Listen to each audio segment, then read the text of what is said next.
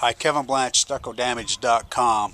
I'm going to show you guys how to do a stucco inspection. I'm going to go into details about how a lot of the even real stucco has major problems. That's the only way you can tell. You've got to tear them apart. Now this is a hard coat real stucco job with synthetic finish over the top. See how it's got all the fractures all over it? And the reason I knocked the hole in the front, I usually use a discrete place to do these. They're called full stretch. That's the only way you do it. But I've got to redo this job because the problem is, you can see the wire. Here's what happens. Double paper. Now, the OSB underneath there, you can see the OSB.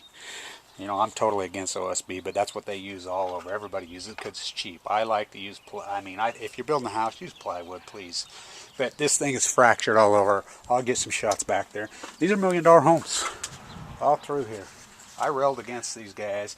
The fake stucco with the foam, the ephes, a lot of them didn't have any moisture barrier, and even if they did, a lot of times the water eats right through it, and they're major disasters. The good thing about this one, it is hard coat. It's got a proper paper, but here's the problem. These guys, when the exploitation of illegal labor took over, these guys from Mexico, they know stucco. Oh, they know stucco good. Well, they know that if they pin this wire really, really tight, they can get away with 2 coats instead of 3. That first coat, the ICBO specifications, which is required all over this country by all this products, you read them. Maximum furring crimp 6 inch on center. These guys, that means 1 nail every 6 inches so the plastic can wrap around the wire, like it has in this spot.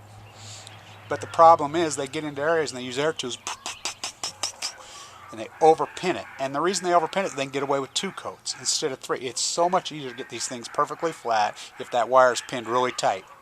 So that's what these guys are up to, and fixing these things that are all fractured up brand new is not easy. I'll show you how my method, what I use to do it. It's a tricky ass method, but here's the other major problem. As you can see that wire? Okay. See, it's already rusting out. That's the problem. Again, ICBO requirement is galvanized 20 gauge wire. This is galvanized 20, sold as 20 gauge galvanized wire.